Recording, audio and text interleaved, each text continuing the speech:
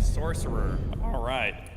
Well, also, by the way, I owe a debt to not only the NSS for inviting me here, but also Wiley, not just for the introductions and support, but as you'll see in my slides that are about to come up, they were instrumental in me even being able to get on board the Soyuz, much less the space station, as you'll see here in my presentation here that I'll give you starting now. So again, why I've been invited here to speak is, of course, because of my recent space flight.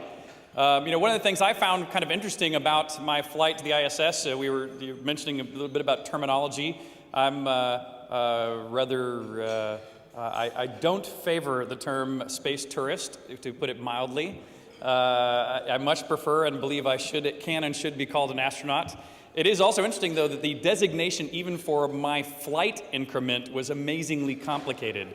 Because I launched with the beginning of Expedition 18, I came down with the end of Expedition 17, I went up on Soyuz TMA 13, came down on Soyuz TMA 12. NASA calls those same vehicles by a different nomenclature that is off by one digit, can't remember if it's plus or minus. But of course, I've only about halfway through my training to learn the actual name for my increment is Visiting Crew 15, of which there is a crew of 1. So I was the only member of Visiting Crew 15. But when I kind of think about who I am, most recently, of course, I've taken a trip to space, but I really think of myself as a storyteller. I mean, not only in the computer games I've developed, but if you ever get a chance to come to Austin and come to my house or come to any of my parties that I throw, they're all big interactive storytelling events as far as I'm concerned. And all the things I've done and all the things that I surround myself with are really opportunities for storytelling. Kind of like today, I get to tell you a story, so this actually feels very natural for me. But even if you come to my house, and that's a picture of my house itself is a bit of a story. It has things like secret passageways and indoor waterfalls and artificial rain and a dungeon full of dead things and all kinds of crazy stuff. In fact, there's the coffin with a dead guy that's down in my dungeon. Of course, I have lots of scientific instrument collections and automatons, and of course, my space collection has grown a lot in recent years. But where I got all this from, you've heard that my father was an astronaut, and that's of course where I get a big part of my personality. My dad flew twice, first on Skylab in '73, and second time on the 9th launch of the shuttle, the Spacelab flight in '83. But I also get almost exactly an equal measure of my personality and attitude towards life from my mother, who is a professional artist. And in fact, my mother is also the big projector of the family. So the big teams that I put together to throw giant interactive haunted houses or the hundreds of people I put together to create video games actually pale in comparison to the scale of the projects my mother undertakes, which is where I kind of get that from.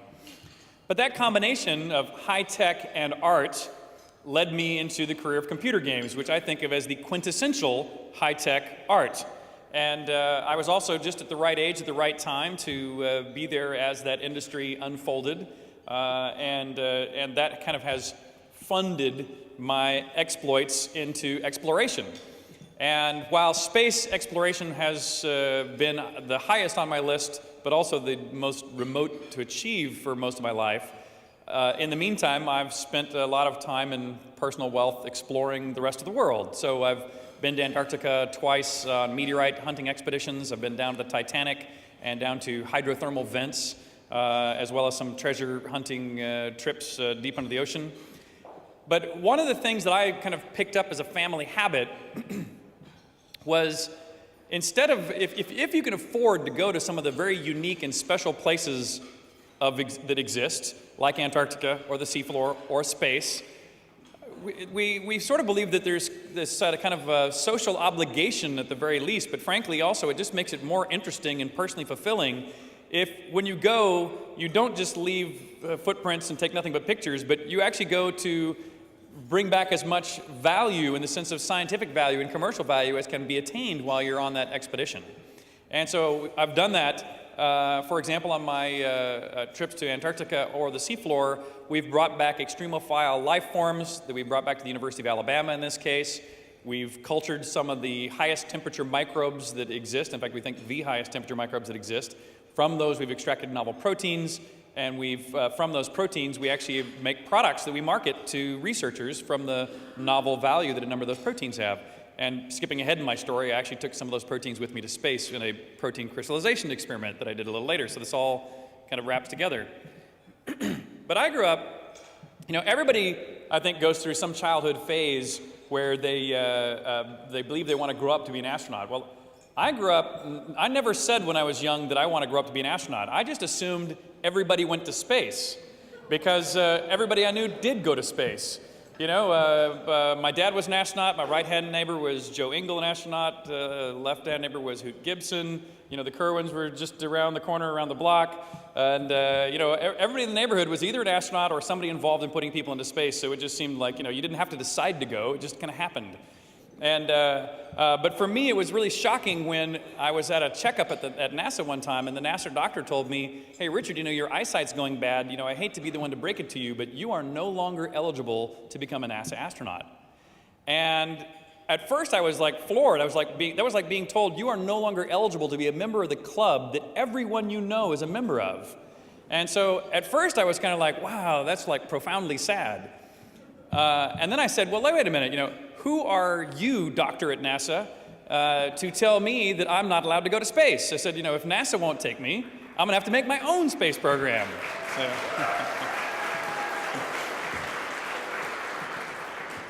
And I have to tell you, though, the road to get to space was not short. I mean, while there are some people who've taken the same route I did that may have found themselves with a bunch of money in their pocket and decided to go one day, I have been earning money to make this journey through my whole career. This is really where I've been investing my money. In fact, all of the money that I've invested personally, almost to the dollar, has gone toward the privatization of space. And a lot of those have not gone well. I mean, I was one of the first investors in Spacehab, which did fly hardware inside the shuttle payload bay, but their first business plan included a double-decker bus for passengers, which is why I put all of my hard-earned money into it. Quickly to learn that trying to change the government's attitude towards civilian spaceflight was tricky then as it is now. I also learned, plug your ears, Mr. Kerwin. I also learned that a lot of astronauts that used to come to me as I started making money in the games industry, I learned that astronauts are selected because they're either great test pilots or great scientists, not necessarily because they're great entrepreneurs. And so I invested behind a lot of astronauts, including my own father and a lot of their friends, and a lot of those didn't go particularly well as finding my way into space. But eventually I found groups that could crack it. And so the people I'll blame or give credit to in my version of the history of our industry, or the portion of it that I was participated in, are people like Peter Diamandis, who actually founded not only the X Prize, but before that ISU, and things like the Space Adventures that I'm one of the principal shareholders of, and some of these other ventures. Eric Anderson, the president of Space Adventures, and Mike McDowell, who is kind of the serial entrepreneur who founded the Antarctic Exploration Company, as well as the Deep Sea Exploration Company that I used for those other trips. And he's also the chairman of the board of Space Adventures. So it's a little incestuous group of extreme travel entrepreneurs that I found my way into that ultimately cracked the ability to get to space. And what you might not know is that I literally was scheduled to be the first private person to travel into space. Space Adventures' original business plan was to only fly suborbitally, and that's why we had the X Prize as a sister organization to help create those vehicles. And originally we didn't even get the funding we needed for the X Prize, and so me and Eric Anderson were sitting around the table one night and said, well, let's just go on to orbit. And we said, okay, well, that sounds good. There's only two places that can work. It's either NASA or Roscosmos. So we went and talked to NASA, who said no. And we went to talk to Roscosmos, who said no, because to find out if it would be possible, how we would train you, and how much it would cost a lot of money, which in my mind is a qualified yes. And so I actually personally paid for that research project with the full intention of being the first client. And I actually had the money to pay when they came back was about what we expected, and that's also unfortunately right when the internet stock market crashed, and therefore went away all of my money. And so we sold my seat to Dennis Tito, and then I've worked for 6 more years to rebuild my assets necessary to where I finally flew here this last year. And as you've heard, I've now become the first second-generation American, and I flew with the first second-generation Russian. But even if once we've arranged the deals and once you have the money, there's still some other interesting things that the Wiley guys really helped with. And by the way, if you're going to do spaceflight, I mean the Wiley guys, medically, from a medical standpoint, that's where it's happening. They really know exactly how to navigate this incredibly complicated minefield. In my case, I actually had, they discovered something called a hemangioma on my liver, and if you look at that scar on my stomach, that is one of my mementos from my space flight, is having to have undergone major surgery to remove about 1/6 of my liver that was thought could represent an increased probability of internal bleeding in the rare chance of the rapid depressurization of a spacecraft. So I removed it. And I did all that during 2007. So I had a lot of medical work in the United States in 2007. Then I began my Moscow training. That says 2007, but I really started in Moscow in 2008 for my October flight. And of course, then finally I get into the fun stuff, which is, of course, I had lots of training on all the operating systems of the Soyuz. Similarly, all the operational systems on the ISS. And what most people don't know, or remember, maybe some of you do, but a lot of the lay audiences I speak to really don't understand, is that on the Soyuz, and really for practical purposes on the ISS, every crew member, including people such as myself, private citizens, really do have to master the same user level of competency on every system on board the Soyuz and every system on board the ISS, just like any other astronaut. And while there's a crew member on board who's an expert on every system, everyone on board is a user level of every system. So you can operate independently, and you're not dependent upon other crew members to kind of hold your hand, and or in case they're indisposed, that you are capable of managing that system. And especially on the Soyuz, of course, there is nothing you would call a tourist seat. That third seat is for the cosmonaut researcher, who is fully integrated into the flight operations of the vehicle. I have to tell you, one of my least favorite parts of my training was eating the food provided at the commissary there in Star City. You've had a bite of it there, Loretta? And yes, the food in Star City is what I would describe as monotonous. It's not that it's bad, it's that it's the same meal, breakfast, lunch, and dinner every day of the week, which is why I began taking pictures of it. I was going like, this can't be happening. We can't be literally having the same meal. And if you leave the commissary and you go to the little cafe, same food. You leave the base and you go to the restaurants nearby, same food. I mean, literally, anywhere in Star City, this is pretty much what you get. And some of those are breakfast, by the way, and the only way you can tell is because they have hard-boiled eggs next to them. You get a hard-boiled egg at breakfast. And then, of course, one of the things you do in training is you spend a week having lunch of all the different varieties of space food. I sat down there all eager to find the things I really would like the best, and day 1 went by, and you're rating things 1 to 10, and I'm rating everything 1 and 2, and 1 and 2, and 1 and 2, and I'm going, oh no, I'm in trouble. Because I don't think I ever rated anything over a 3 or a 4 for the entire week. And so I thought, okay, I'm going to space, but the reason to go to space is not the food, okay? And then, of course, there's fun stuff like the survival training. The outdoor survival was kind of fun. It brought me back to my Boy Scout days.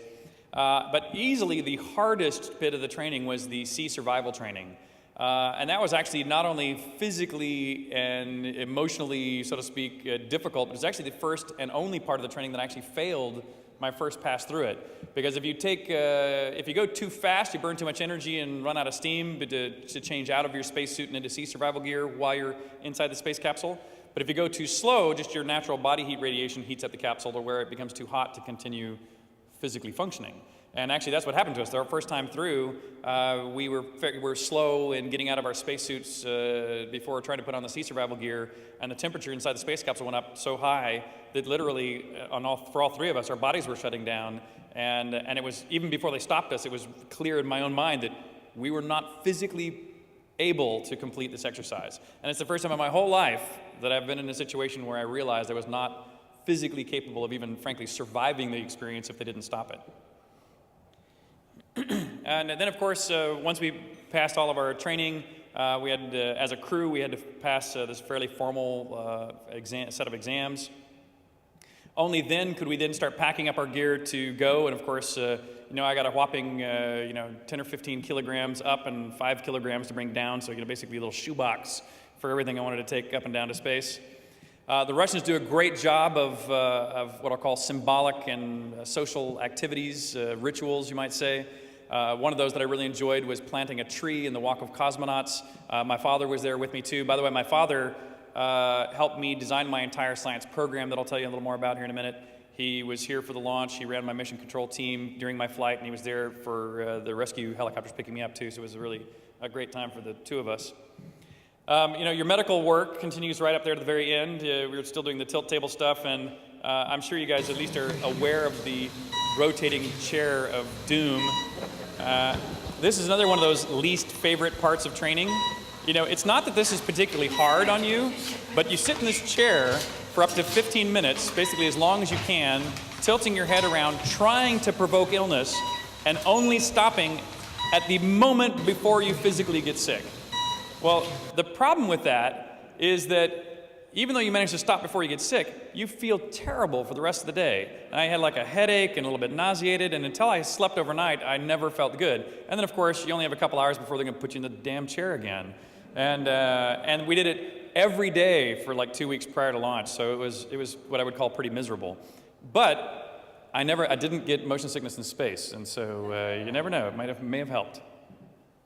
But here we are 2 days prior to flight, and that's my rocket in pieces over in one building, and the orbital module's in entirely another building in pieces.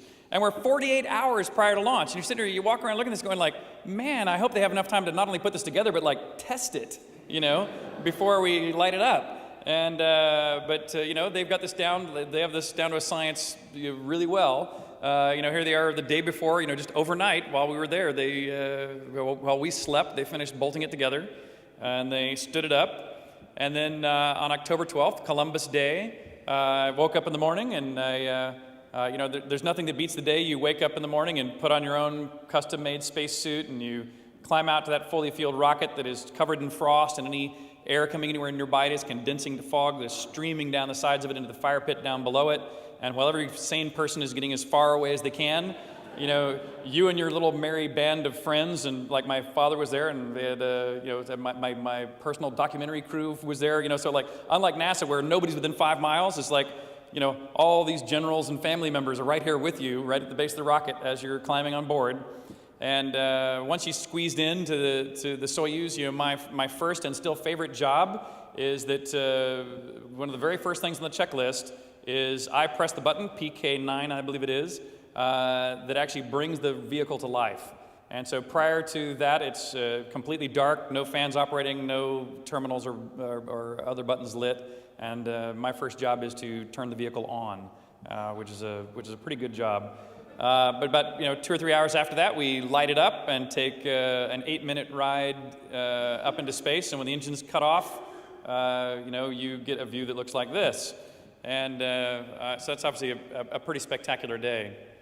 And at the end, I'm gonna talk a bit about kind of my perspectives on and the importance of what I believe, about seeing the Earth from space here a little later. And while I was mercifully free of what you might call vestibularly induced motion sickness, I did get a different kind of space adaptation illness that is fairly common too, that is often referred to as fluid shift, where if you saw me on that tilt table with your head down, it just feels like you're lying 35 degrees head down on a tilt table. Well, if you imagine hanging upside down, for a minute or two, that's no big deal, but after a couple hours, hanging upside down would get pretty annoying, and you can feel that fullness in your head and a little bit sick, not like a head cold, not nauseous sick, but just a little fluey. And but after a few days of feeling that way, frankly, it kind of sucks. I actually got headaches, and I really felt pretty miserable. So I got worse and worse up to about day 5, and then quickly got better after that. But after 2 days on board the Soyuz, we approached and docked with the ISS.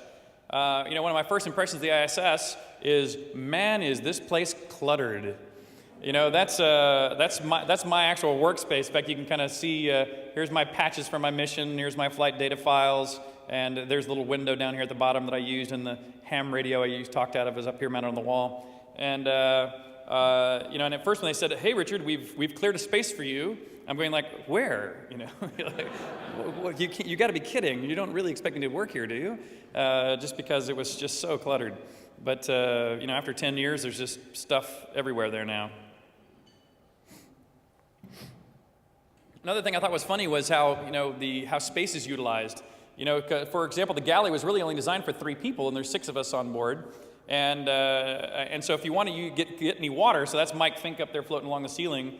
If you want to get to the water spigot, which is in the center of the table on the wall, a particularly inconvenient place to reach, the easiest way to get to it is to go across on the ceiling. And so Mike I did it the other way around. I would sit on the ceiling and be head down toward the water spigot, just something a little more natural. But it was always funny to see these interesting configurations of bodies. And of course, the space toilet is always an interesting one to talk about. It is really funny that not only is going to the bathroom in space the most common question kids ask astronauts, but I can tell you it is also the most common question astronauts and cosmonauts ask each other prior to spaceflight, because you kind of really want to know, and it's one of the things you really can't simulate very well on the ground. But I can also tell you that the training and the talk around the table beforehand pales in comparison to the truth. It is. If you want to know at the end, I'm happy to give you guys the toilet story. But it's really funny because I've never heard any other astronaut describe the story in detail. And the first time I was at home telling the story, which was amongst my family and my dad was there, he was like, "Oh, Richard, I can't believe you're telling this story this graphically and in this much accuracy." But I'm going like, man, it's a funny story, and most people are just unwilling to tell it. But I am.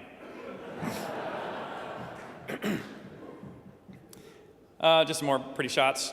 And this, by the way, you don't need to read that. That's just a list of all the experiments that I performed in space. And this, again, is just to make a statement to justify my claim that I was not going up there purely as a vacation, but I was really going up there to prove that civilian participants in space travel can really have an extremely productive, make extremely productive use of their time in space. And I'll talk about a couple of them. Like one of my favorites, my favorite personal project was this protein crystal growth that I was talking about. I not only took the proteins we discovered from extremophiles, but I took a number of other proteins. If you want to, the reason why this is of particular value to medical research is that if you're developing drugs, for example, let's say AIDS, the common way AIDS drugs are developed today. Most AIDS drugs are developed as a molecule that will bind with the protein that is involved in the manifestation of AIDS. And so if you can create a molecule that binds with that protein, you can stop that protein from doing its job. But to find that molecule today is generally a trial and error process. They try lots and lots and lots of different chemicals till they find one that binds. But if you knew the precise molecular structure of a protein, you can much more quickly arrive at the drug to act on that protein. And one of the best ways to do that is to grow a crystal of it and then use X-ray diffraction to determine its structure. But if you do that on the ground, convection currents disrupt the growth of the crystal, and you don't get as high resolution images as if you grow them in space. And my dad demonstrated this back in the Skylab era, but at the time, funding disappeared, as well as imaging techniques weren't as high. The resolution of digital imagery, for example, wasn't as good as it is today. And so it was a great opportunity as a person who can pay for whatever experiments I think are worthy to step in and fund some science myself. There was already something we had already started in another part of my journeys, and we got some very good results from that. We're actually going to be reflying it here in the fall. Another one that I did was based on my dad's Skylab flight. Skylab was the first time that we had a human presence in space taking a photographic survey of the surface of the Earth. All the Apollo guys were worried about getting to the moon and back. And so, since I was flying 35 years after Skylab, I thought it would be very interesting for me to go and reshoot some of the same targets that the Skylab astronauts shot to showcase how the Earth had changed in 35 years in one generation of spaceflight. And so I worked with the Nature Conservancy to determine targets. I worked with the Association of Space Explorers and a nonprofit called Turk to develop this piece of software where I put in about 500 targets to where I had a scrolling map that would go by so I could very quickly identify targets and take pictures of them.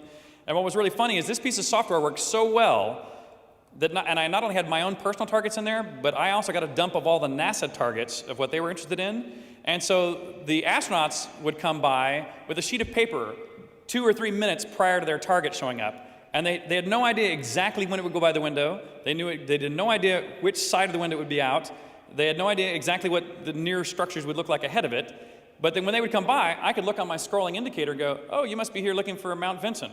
And they go, yeah, how do you know? And I'm going like, well, I got it on my map. And they're like, oh, really? And I say, oh, yeah, by the way, it's going to be just out the starboard side in exactly 2 minutes and 15 seconds. And they're going like, how in the hell do you know that? And I go, oh, well, it's over here on, it's here in my little piece of software. And, I pointed out to them on the thing, and they're going like, and they became so enamored with my software that the reason why you have this picture, where, by the way, that is my software running by my window, that they've kicked me out of because they found it so useful that they kind of took over and pushed me out of the way. So I'm taking pictures of them instead of my own targets. And by the way, this piece of software is probably going to be adopted by NASA. And here's some of the results of that, too. Yeah, thanks. Here is just some wildfires happened to catch. And this is just one example of some of that. The left image is one my father took here of the southern tip of Florida. And the right image is one that I took, and you can begin to see the amount of urban sprawl that has grown down through the last 35 years. Another experiment I did was also related to my dad's flight, was with ham radio. Prior to my dad taking an amateur radio into space with him on Spacelab on the STS-9, all of the communications to space went only to mission control. They were government to government, you might say. When my dad in '83 took up the first ham radio, it was the first time anyone around the world could speak to an astronaut in space via this ham radio. And so I didn't think I would be being a very good son if I didn't at least do some ham radio activities. But I didn't just want to do any ham radio activities. I wanted to kind of up the ante a little bit. And so I carried up with me a slow scan television device that I've left on board the space station.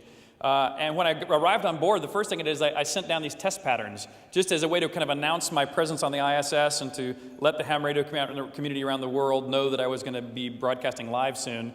And so I sent like this test pattern, a color test, a little pattern test, and this pirate flag. And what's funny about the pirate flag is it also had a text overlay, and it said, Richard Garriet's mutiny on the ISS. And I showed these slides to some of my NASA counterparts prior to my flight, and they were going like, Richard, we're really not sure you should take these photographs with you.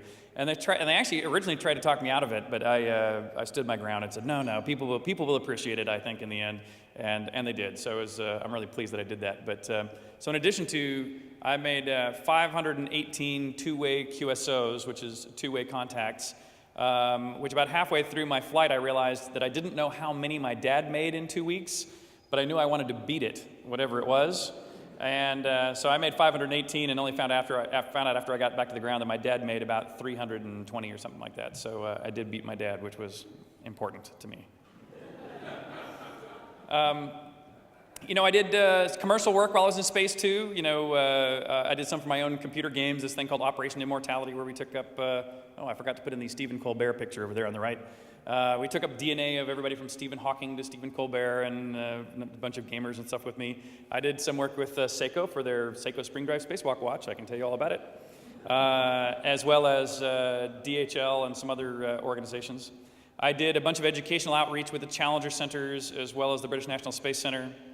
And I found also that the experiments and questions that kids send up I thought were outstanding. Not only were they a lot of fun to do in space, but a lot of them were very insightful. Questions that I won't bother asking you guys these because you guys will mostly get these right, but you'll at least understand why a lay audience would be really thrown by these questions, like, is it hot or cold in space? Which is a pretty complicated thing to answer accurately. Or what will happen if you try to strike a match in space, either out on a spacewalk or inside the spacecraft? And just in case, at the end, if we have time and we run out of questions, I'm going to ask you guys those questions just in case. But I think most of you probably actually know the answers. I did a bunch of medical research. I volunteered for both NASA, ESA, the Korean Space Agency, and Russian medical experiments as well. So, really saving those governments millions of dollars of what they would have had to pay for other subjects. Volunteered to contribute to those data pools. In homage to my mother, I've made art in space, but I'm not a very good artist. And I thought if I just drew a picture in space, it would just be a bad piece of art made in space. And so instead I decided I wanted to figure out how could I make art that could only be made in space. And so it had to involve microgravity in some way. So what I did is I created this little glove box that you see there, and I released droplets of paint to the interior of it, and I put watercolor canvases on all the walls. And watercolor paper is actually a little bit hydrophobic. And so when the droplets would light up on the watercolor paper, they would just remain touching on the surface. They wouldn't flatten out onto the surface. And so therefore, they would just kind of dry out and make these little raisinets of paint dots all over the place that my dad would call mold spores. But again, if you tried to do it on the ground, gravity would flatten it out. And so even though it's really just speckle art, it's speckle art that is impossible to reproduce on the Earth. And so that was my homage to art. I also did practical jokes.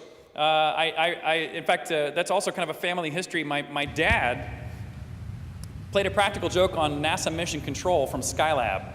And you're now listening to the audio of what appears to be my mother on board Skylab talking to the Capcom in Mission Control.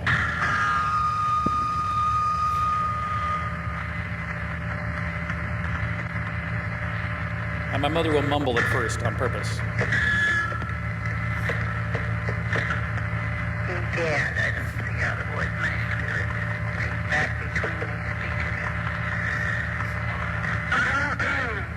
Hello, Houston?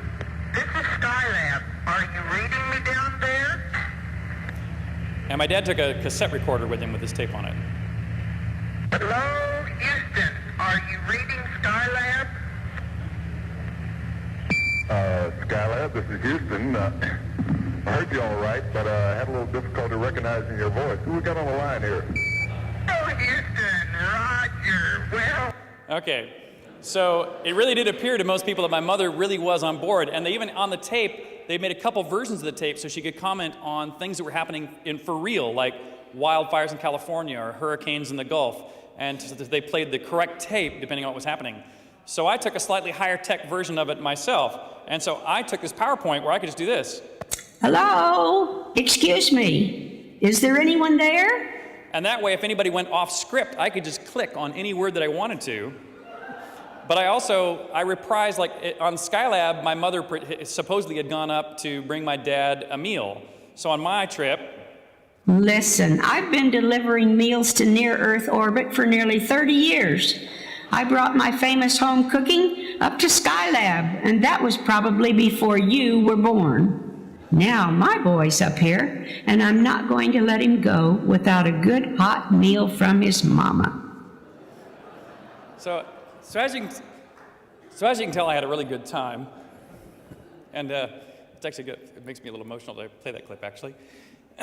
But it was actually kind of fun, too, because I also filmed the very first ever science fiction movie ever made in space, and I have it right here. If you'd like to stay after and I watch it, I can show it to you. It also stars my mom.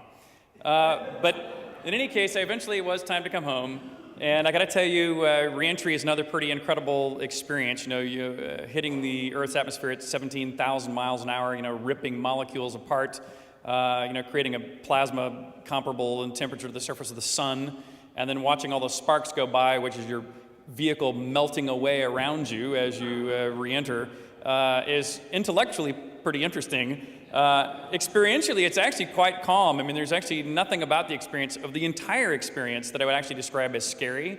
I actually was, felt very comfortable and confident in all the systems through the whole thing. Through launch and re-entry, there was never a part of it that was loud or shaking in any way. That any of the classic things you see in the movies that make it appear to be scary, I never felt were true.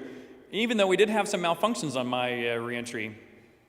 For example, right when the parachutes opened, about a 3-liter bottle, that black metal object you see there, dislodged from the ceiling, which is what you see the inset down there.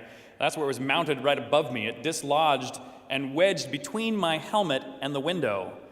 And it wedged, and then right after it did that, the heat shield is dropped away, and there's a pyrotechnic that goes off under your seat to raise your seat to prepare it for impact.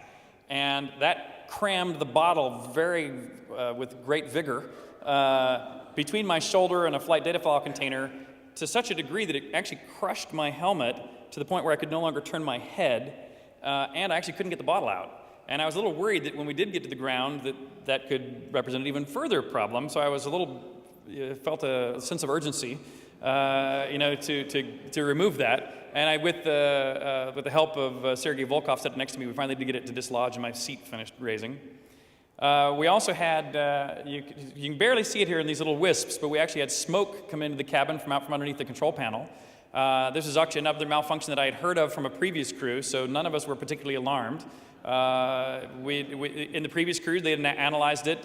It appears to be coming in from the outside through an air intake vent that opens up about the same time as the heat shield drops away. So, again, interesting to watch, but not terribly alarming.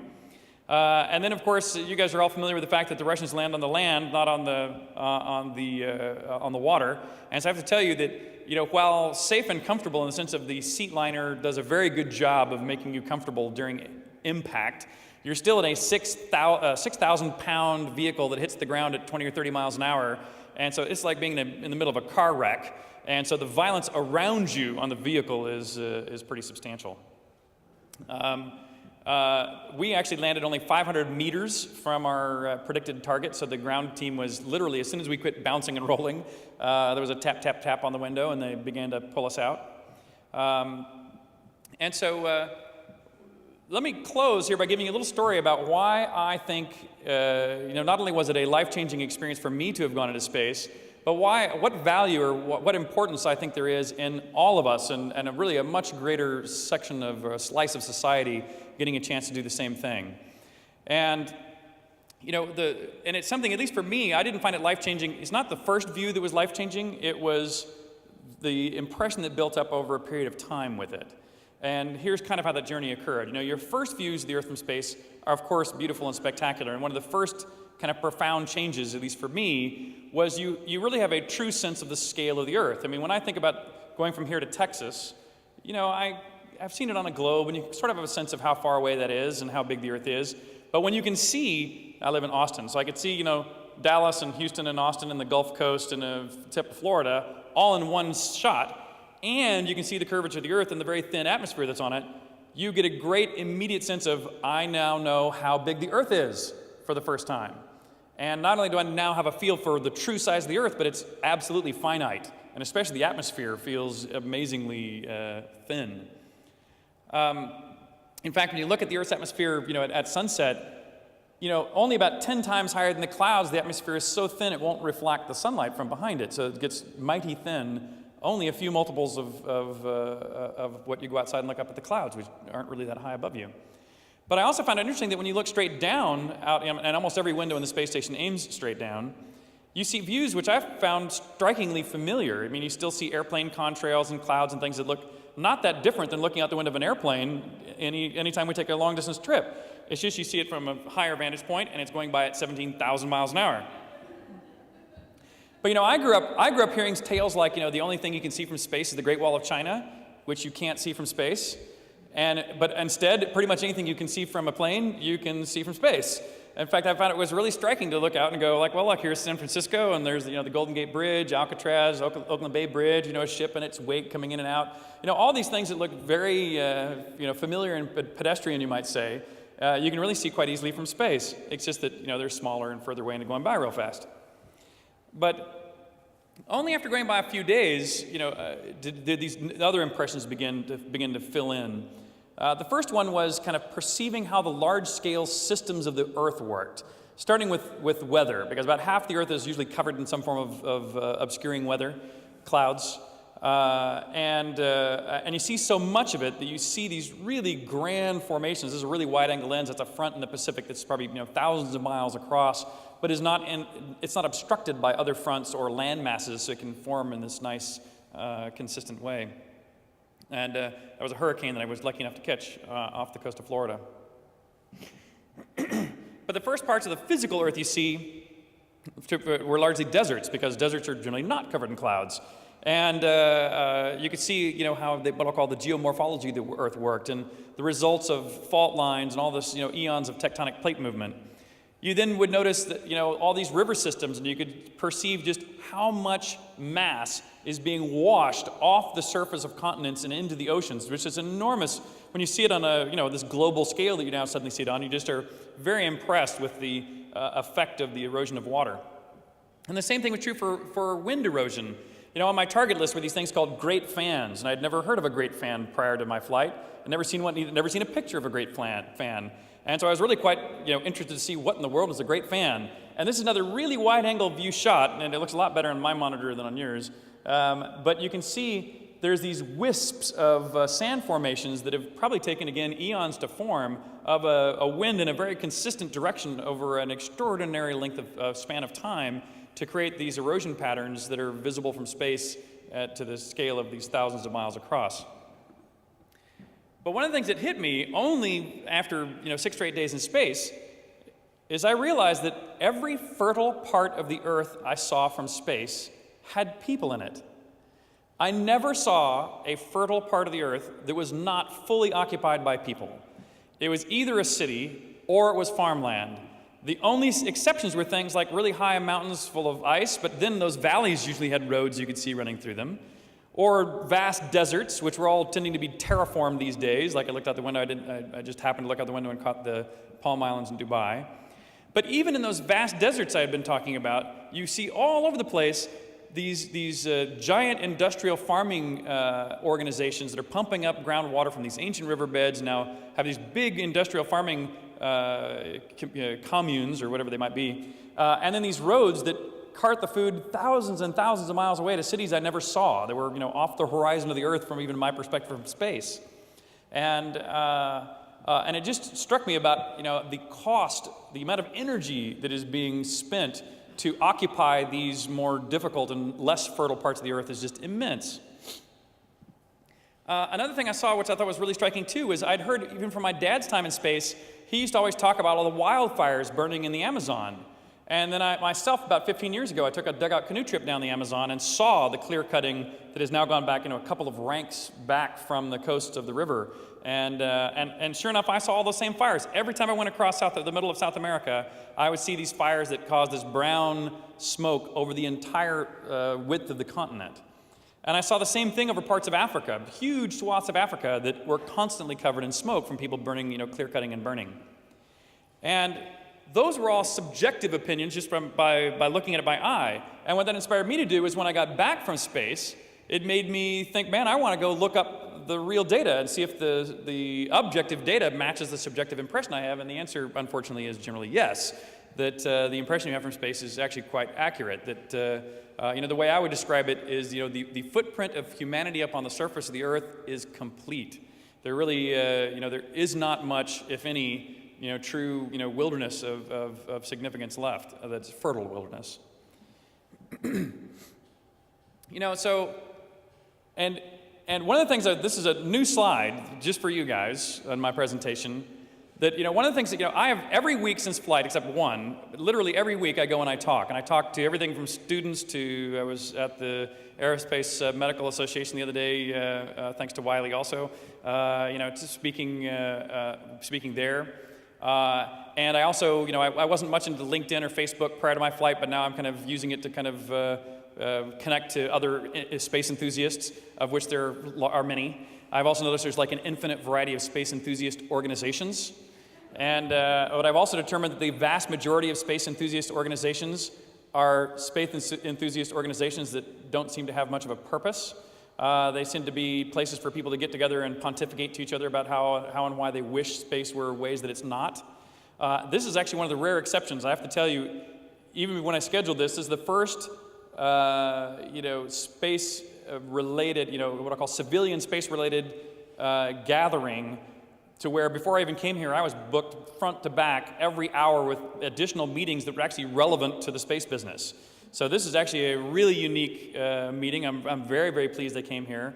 But I also feel that it's just really important to, whenever I talk to space enthusiasts, to go, look, we're past the time of talking about it. Now is the time to go make it happen. The door has been opened. Yeah. Thanks. And so, it really is diversifying now. I of course spent most of my worldly money going to space my first time. I wasn't sure I'd be able to go back again until I came back and began to visit all the private companies that are now doing work to follow it up. And I'm going back much sooner than I thought. Not only suborbitally, but I'm very confident I'll get back to orbit. And it's all through the efforts of a lot of the people that are here in this room or here at least at this convention. And so, my words are to tell people, sign up in some way. Either sign up to take a trip and therefore you're helping to fund the vehicle's production, or sign on to one of the companies that's building some of these vehicles. Go sit down with the FAA to help them figure out exactly how to lead follower get out of the way. And it's really time to make it happen. And I think we're really not only on the threshold, we're actually now moving through the dawning of a brave new era, so to speak. So anyway, thank you all very much. I sure appreciate it. Thank you.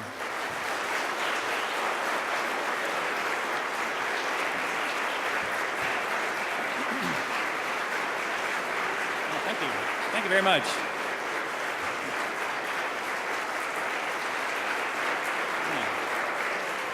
Thanks. And I don't know if I have time for a couple questions or not. So, how about this? If I don't have time for questions, let me ask you guys questions. I have two questions. I'm going to ask you guys my two favorite questions, just because most people get these like way wrong, and I just am curious as to whether you guys are smarter than the average citizen. And so the first question was, is it hot or cold in space? And I'm going to do it by just a raise of hands. How many people, and you have to commit to some answer. How many people think it is hot in space? How many people think it is cold in space? How many people think it was a trick question and the answer is something other than those two answers? It's a trick question. And so you guys are probably already all aware that the definition of temperature is the rate of vibration of a molecule. And of course, in a vacuum, there are no molecules to vibrate, so technically there is no temperature in space. But the kids, of course, are asking because will I feel hot or will I feel cold when I'm in space, which still has a complicated answer because it depends if you're in the shade or in the sunlight as to whether you'll thermally load or radiate all your heat away, which is why, as many of you already know, that's why the spacewalk EVA suits have very complicated air conditioning and heating systems in them to provide protection. Okay, next trick question. Striking a match in space. So here I am on a spacewalk. I've got a box of safety matches. I take one out. I strike it in the vacuum of space. How many people believe that match will light?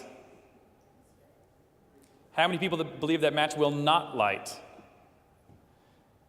How many people believe there's another answer? What's interesting is the match will light. So there are three things needed for fire, which is heat, fuel, and oxidizer. In the tip of a match, there is fuel and oxidizer. By scratching it, you create heat. The tip of the match will burn in space just like it would burn in the air. However, once you burn past the tip of the match, it'll go out because then there's only wood, the fuel, and no oxidizer. Okay? So now we're going to repeat the experiment. Now we're going to be inside. We've got our office space suit. We're sitting around the very small galley. I get out the box of safety matches. I get out a fresh match, and I strike it. How many people think the match will light? How many people think the match will not light? How many people think it'll do something different? The answer is that it will actually do pretty much the same thing it did out in space, but for a different reason. The match tip will burn for the exact same reason. There's fuel, oxidizer, and heat. When you get down to the wood, it will again go out, but for a different reason. There's actually oxygen around, you're breathing it. However, there's no convection, because heat normally takes the carbon dioxide up and away from the match and lets fresh air in behind it, but since there's no up in space, it burns all the oxygen right around the match, and so the match will still go out. And so that's why it's interesting that if the fire alarms ever go off on the ISS, the first thing that happens is all the fans get turned off, which will generally put out any fire that has started. So anyway, so again, I thank you guys very much one more time. By the way, you're only slightly smarter than the average group of students that I give that one to. So I'm a little concerned for all of us. Thanks.